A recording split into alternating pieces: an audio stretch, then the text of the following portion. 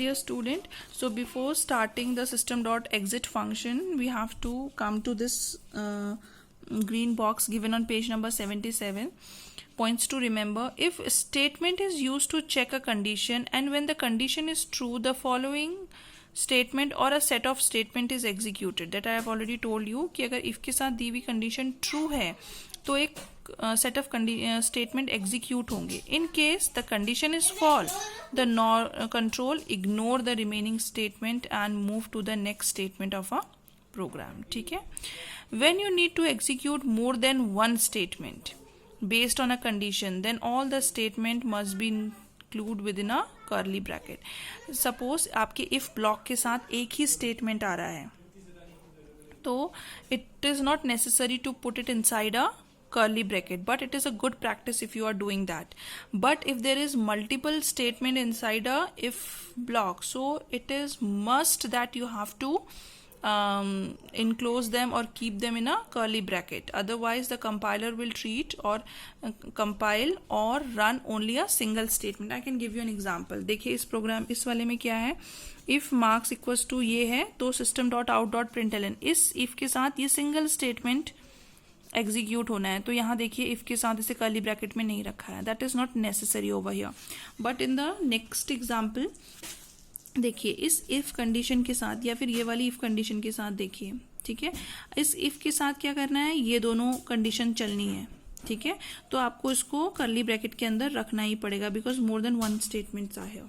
ठीक है, नेक्स्ट है unusual termination of a program. So what is unusual termination of a program? Means everything is okay in the program, but in the middle of the program your condition is satisfied and you don't want to execute the rest of the statement.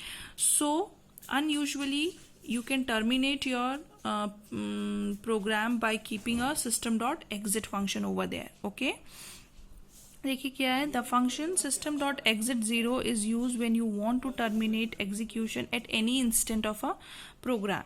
As soon as this function is invoked, it terminates the execution ignoring the rest of the statement in a program.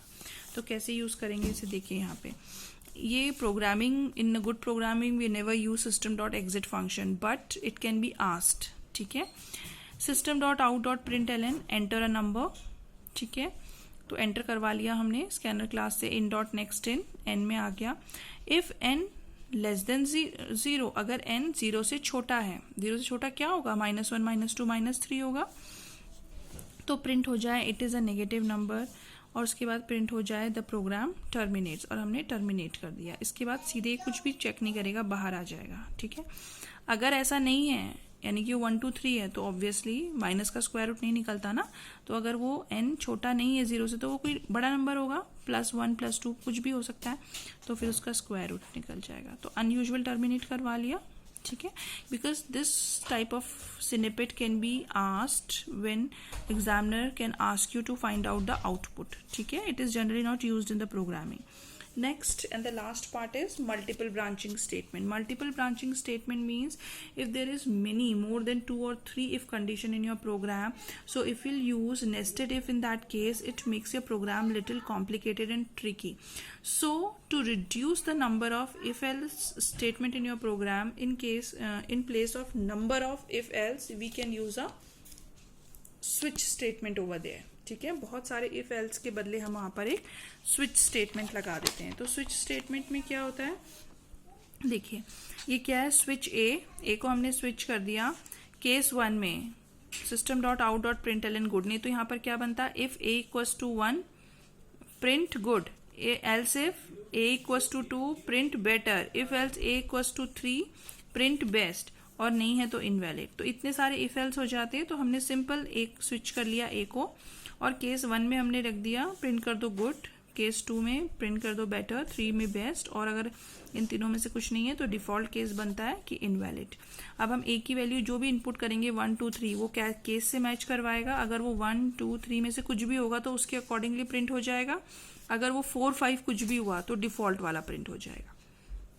अब इसे ध्यान से देखेंगे, हर case के साथ हम एक break लगाते हैं. ठीक है, ये क्यों लगाते हैं, अभी तो ये छोटा सा प्रोग्राम है. तो सपोज यूजर ने डाला ए की जगह 1, तो पहले केस के साथ मैच हो गया 1 के साथ, तो इसने प्रिंट कर दिया ये.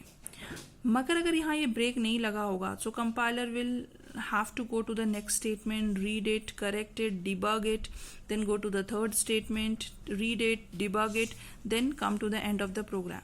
And if it is a lengthy program having more than suppose 100 cases, so compiler has to go to each and every case, check it, and it is time consuming.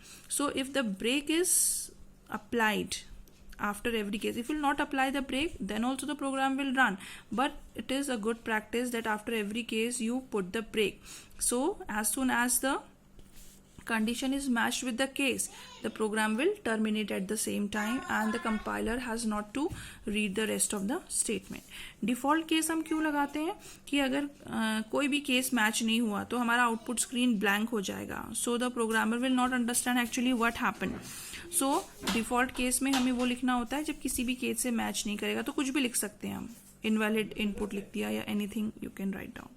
ठीक है, तो ये तो हमने आपको बता दिया. कंट्रोल वेरिएबल क्या है जो उसको कंट्रोल कर रहा है, ये ए यहाँ पे कंट्रोल वेरिएबल है.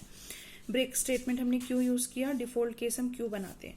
फॉल थ्रू कंडीशन क्या है बच्चे, यही फॉल थ्रू कंडीशन है जब हम ब्रेक नहीं अप्लाई करते हैं. देखिए सपोज केस 1 ही मैच कर गया इससे, ठीक है, आपने ब्रेक नहीं लगाया है, वो 2 पे गया, 3 पे गया, 4 पे गया, 5 पे गया, सारे केसेस को रीड करेगा, तो नीचे क्या हो गया, फॉल हो गया. वो यहाँ मैच हो गया था, फिर भी कंपाइलर फॉल हो गया, सारे केसेस में नीचे को आने लगा, सबको रीड करने लगा, so the condition is fall through. Okay, so now I'll send you the exercise of this chapter and you have to do it in your classwork copy. Okay.